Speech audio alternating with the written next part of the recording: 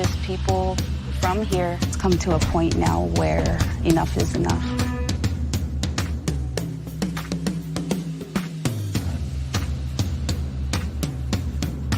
We hatched this plan, a running exploratory road trip.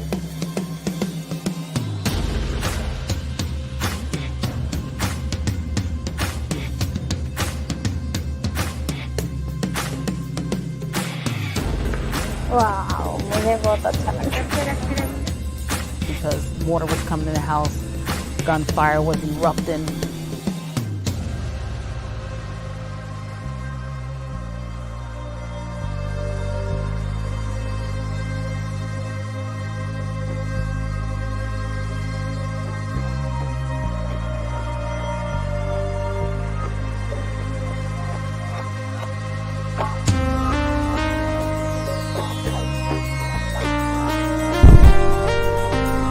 No, never thought that it would come to this.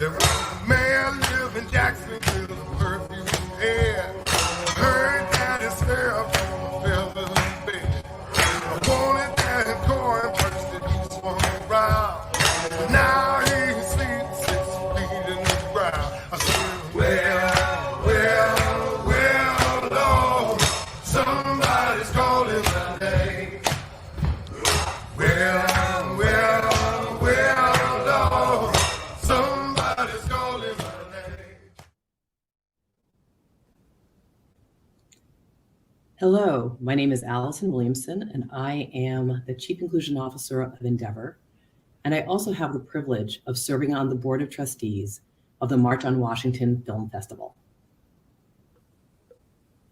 The next session you're going to be part of is an incredible conversation between two young people, Mary Copeny and Naomi Wadler. Please enjoy.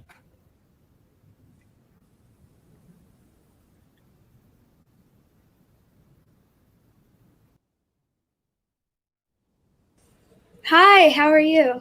Hi. You good? Yeah, I'm good. How about you? Good. School started this week. Yeah. Is school fun for you? Like, even though Yeah, I like school. I didn't like school at my old school, but I like it now. Well, that's good that you're having fun. Yeah. Are you? Yeah. I started at 9, and it's okay. I go to a public school, so it's a lot of drama and a lot of fights. Yeah. Yeah, I hear that from my friends who go to public school. Yeah, so let's jump into it. Yeah. Okay. We're both known for our being champions in our communities and even nationally. Can you talk about how you first got started talking about the water in Flint? Okay, so when I first got so here's how I first got started and talk about the water inside Flint. So it wasn't well, first let's start off with the water crisis in general. It started when I was 6, but I didn't start talking about it more until I was 8. I'm pretty sure it was until I was 8, and that's when I wanted to like start bringing awareness to it because like people were like really sad about it and stuff like that. So I just wanted to talk about it more. So basically I just started talking about it when I was 8, and then I just started talking about it more and more, and then I still talk about it now, and I'm 14 now. So Your photos and stories went viral so that a lot of people learned about you pretty quickly. What was it like for you to become recognized? I know for me it was very, very stressful. it was very stressful too. Like it that's all I gotta say. It was very stressful, but it was, I don't know if I can say it was fun, but it was stressful and overwhelming. Right. I feel like for me it was a little bit of imposter syndrome. I mean, like not feeling like I was the one who was supposed to be in the spotlight. So it was hard for me to overcome. I know my family supported me. So how did your family support you? Okay, so my mom supported me throughout everything because, like, one, she like runs my social media and all that, so she was the one who was posting everything. So she was the one who supported me. My dad supported me. My grandma supported me. My little siblings supported me, but they were like, "Oh my God, Mari, we seen you on the TV," or "Oh my God, we seen you on the news." And then all my other family, it would be a whole bunch of posts. I would be like, "Oh my God, here's my granddaughter. She's doing so good," and stuff like that. But my whole family supported me. How did your friends react? That would be a very long conversation for me to have. So I was wondering about you. Okay, so how my friends like first reacted when they found out like that I was becoming famous, whatever. Some of them like, "Oh my God, can you like be my friend? Like, oh my God, you're my best friend now." A lot of people was like, "Be my friend now," and like then like all my other friends they were like, "Oh, you're famous, that's cool. But, like, are you willing to hang out?" Stuff like that. Like some of them just like did not care. Like they were like, "Oh my God, hey Mari," and the other was like, "Oh my God, Little Miss Flint, be my friend, Little Miss Flint. Oh my God." That was very overwhelming, but like it wasn't as overwhelming as like getting recognized for like the public media and stuff like that. I mean, there's definitely a superficial aspect to it. I had a lot of people who really wanted to get closer to me after all of that happened. And it was super hard for me to navigate. I mean, who really wanted to be my friend and who kind of wanted to leech off of some of what I was experiencing. So, I mean, what was it like for you at school? It that it I mean, it was okay. It was more people like just trying to like follow me around and being like, "Mari, can we take a picture of you? Oh my God, I'm like friends with like a famous person." It was more people like you guys said before. It was more people trying to like leech on and like be my friend for who I was, and more of like, so it was basically like people wanted to be my friend because of me, which I'm Mari. People just like wanted to be my friend, as people who wanted to be Johnny because of me being famous in my clout, and people wanted to gain clout off of me. And it was really hard trying to like actually find like real friends because like a lot of them turned out to be fake and stuff like that, and like all the rest of them turned out to be like real friends. And like going in like the high school now, I found out a lot about who was my real friend, who was my fake friend. A lot of my friends, my real friends were fake friends. And I only ended up with like one real friend, but that's cool. How did it feel to be in places outside of Flint where you were recognized and known? Honestly, it was okay. I was very surprised because like I was like, wait, people from like out of like my state know who I am. Like it was like a, oh my God, like people like out of my state know who I am. It was like an instant like shock. It wasn't like a, oh yeah. It was a, oh my goodness, like people actually know who I am. Yeah. We have a lot of teachers and students who are watching this, and I'd like to talk about activism in schools. I talked a lot about anti-gun violence and in a lot of my classes because it's something I care deeply about. You talk about clean water. Do you talk or organize on this topic at school, or do you like to keep your school and activism work separately? Do you participate in any activities that relate to the water in Flint at school? I know for me that I wanted to have some kind of space to be a normal kid and not to kind of include that aspect of my life into where I should study and I should just be with my friends at lunch. So, I mean, I actively try to keep those separated. So, is that something that you try to do, or do you try to, I don't know, incorporate it? Okay, so back inside middle school, I used to do a lot of my school, like my activities and stuff.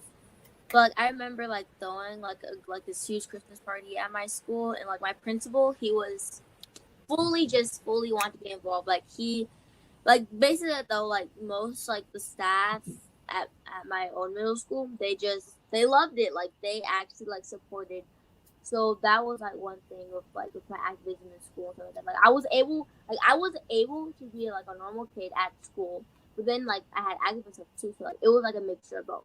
But now like inside high school, nobody like people know who I am, but it's not like a like some teachers don't know who I am, so it's not like I'm trying not to be as big as doing like making some of my activism stuff inside high school like this year, because like one, that's gonna be like I'm not trying to do all that, and two, that's gonna be like really stressful and overwhelming because like I don't want to have to dealing with all that inside high school. I'm only a freshman. I'm not trying to like deal with all that. Right. I mean, being a normal kid is something that kind of gets taken away from you when you're thrust into the spotlight like that. So I'm glad that we're both kind of trying to preserve that sector of our lives. You're going into high school. Do you think that you will lead or do work with the kids in your school about the water in Flint, or are you just going to continue to kind of be active in your community but not including, I mean, the place where you're supposed to learn and be a normal kid?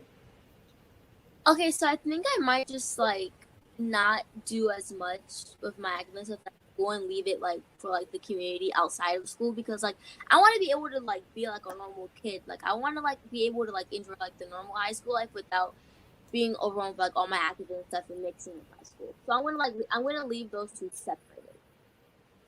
This used to be a question that I used to struggle to kind of comprehend when I was asked it, so I'm interested to see how you deal with it. How might students interested in organizing their peers around a topic, how might students interested in organizing their peers around a topic that means a lot to them do it in their schools? So there's not that many kids that like really talk about topics they're interested in, like activism wise and stuff like that. Like most of them is like really like dimmed down and quiet, and most of them is like don't really like want to do anything for like activism and stuff like that. And like this happened like middle school and happened in high school. Like not like people just aren't talking about like if they don't do activism. Like most people they don't care. Like they don't care at all. So like now I don't know if I want to like understandable, because like some kids don't really know how to like get into activism and doing stuff like that. Especially at the age they are now, they just like keep it like dimmed down low. So when I first got into the activism sphere, I know that I wasn't very supported by the administration in my school. So I'm curious how your teachers and principals support your activism, or if they even do at all. So like I said before, back at my old middle school, a lot of my like the whole entire like teachers, staff, administration, all that, they supported me through everything. But now high school wise, most teachers do not know who I am. Like there's only a few teachers who know who I am, but like yeah, they support me, but it's like the whole entire school, like the whole entire like staff administration at my high school. Like they know who I am, but like some people don't know who I am. But that's okay. It's okay. How might teachers and principals support you more? I know you talked about how in middle school you had a little bit more of a support system, but being thrust into a new environment, it can be hard to find that. So what would be the ideal support that you would receive from the administration at your school?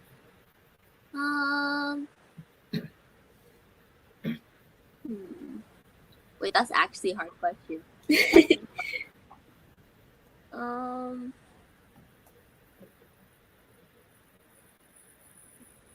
I don't know what the ideal support is.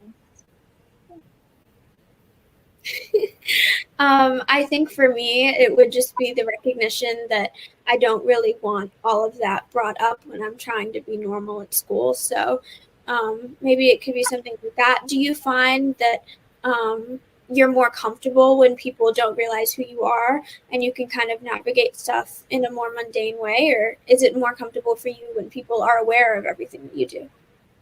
I think it's a mixture of both. Like it's both. It's a mixture of like both of those two.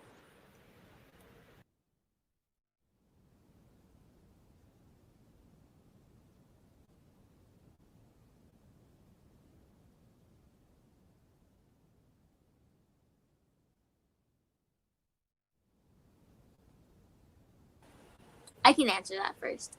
Okay, I think one of the like most like the rewarding moments had to be when I got President Obama to come to Flint, and people like just like instantly when they seen him, those people just want to hear what I want to say, because like I brought President Obama to my hometown. People really like President Obama, and they want to hear more about what I had to say and what I had to do, because I brought someone to Flint that inspired them. For me, I think it was maybe in the past year and a half when a lot of the attention that I received kind of died down because I was taking a little bit more of a break, and people still continuously reached out to me about the work that I was doing. It can be pretty superficial sometimes. I mean, like, especially with the mixture of social media, and all kinds of things like that. The message and what you're trying to achieve can get lost. So when people are continuously supporting me, regardless of the amount of attention I'm receiving, I think that it becomes more about the work and a little bit less about, I mean, the shock value of a little girl saying all of these big things. So that means a lot to me.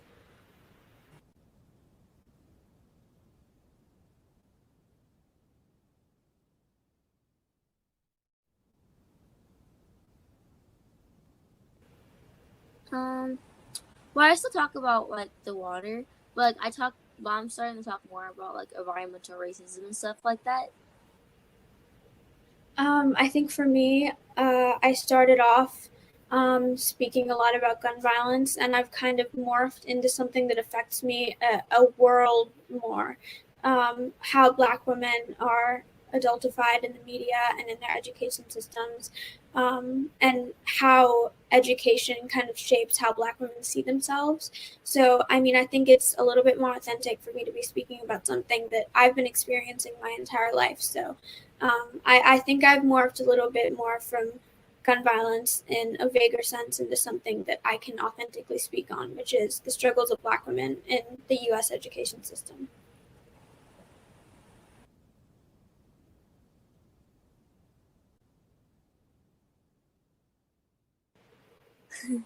Waffles or pancakes? Waffles. Oh no. Wait, why? Okay, waffles are sometimes good if they're made by the right type of people. Right. I feel like it's just a texture thing, but waffles can be super crunchy, and I feel like that doesn't go with like the soft toppings. Thank you so much for having this conversation with me. Oh, you're welcome. Hello, my name is Christina Ishmael, and I serve as a K-12 educational leader and supporting the March on Washington Film Festival in all of their K-12 programming.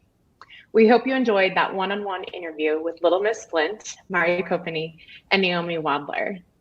In order to continue the conversation that they had, we have some activities for you to be able to do in your classroom, at home, or wherever you may be.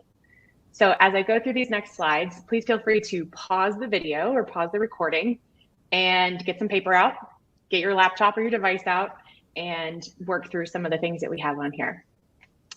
Activity number 1 is to listen to Naomi Wadler's speech. You might have heard a little bit about what she did as far as giving the speech at March for Our Lives, where she was the youngest speaker. And that was just in 2018. So we want you to go and watch Naomi's speech. I have a link for you here, but if you can't get access to it, then just do a search for Naomi Wadler, March for Our Lives, and you'll be able to find it.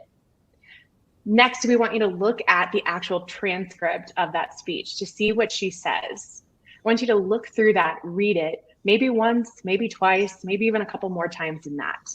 Take in her words, hear what she's talking about as a youth, as someone who cares about gun violence and the problems that we have with that across the country.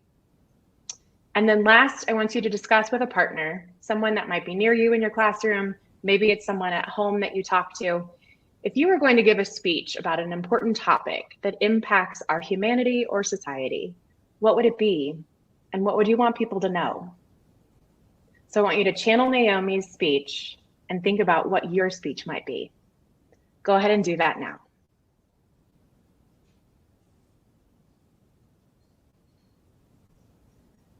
For our next activity, we're going to listen to Mari Copeny, or Little Miss Flint.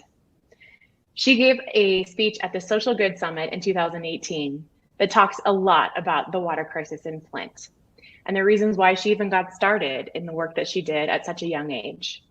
So you're going to watch this speech. Again, if you can't access the link here, do a quick search for it, Mari's speech from Social Good Summit 2018.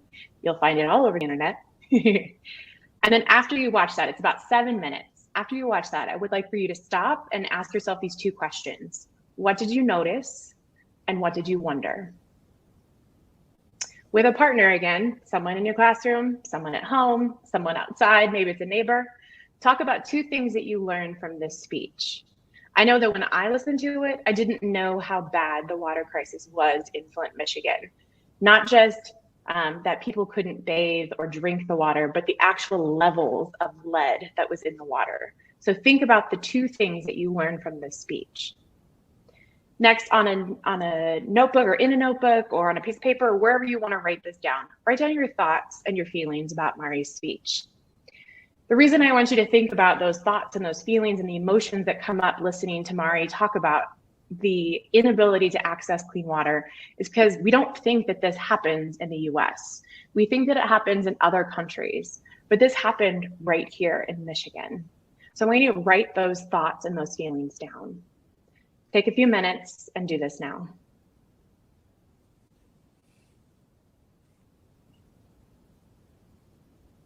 We've got two more activities for you to think through after listening to this incredible interview with Naomi and Mari. This next one is to generate a list and then discuss this. So first, you're going to generate a list of important topics that impact our humanity or society. So some examples may include things that we've heard Naomi and Mari talk about: clean water, gun violence, the environment, anything like that. What are some of those big topics that we think of? Next, we're going to talk about this as a class.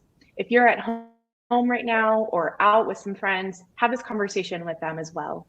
Share your ideas, and then possibly join those all together and create a classroom list of these important topics. Next, you're going to discuss what you notice and you wonder. Are there the same things that people were thinking about? Do you see a huge difference in thinking that this person thinks this is really important or this person thinks this is really important? Talk about that. And then last, discuss if there are actions that you all could take to make a difference in one of these topics. What I found really interesting about Mari and Naomi's conversation was that they said they wanted to kind of keep those two worlds, the activism and then being a student, separate. But we also have opportunities to think about that in our schools, whether we're in classrooms together or we have clubs that we can do. Think about how you might be able to take action. Go ahead and take a few minutes and do that now.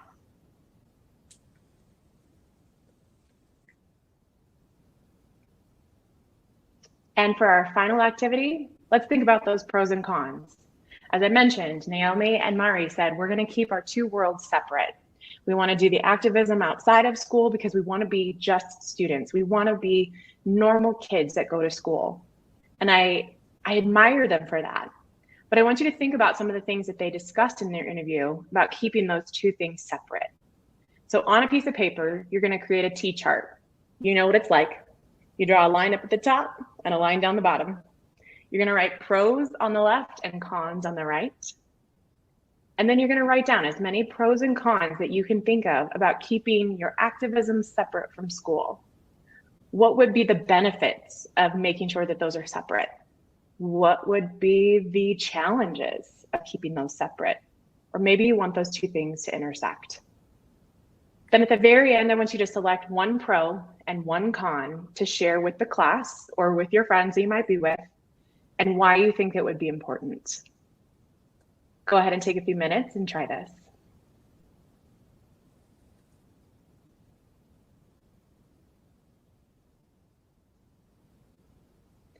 We thank you for joining us for this one-on-one interview with Mari and Naomi. It's incredible to think of the activism that they've been able to do in their short lives. And we know that you as students have the ability to do the same.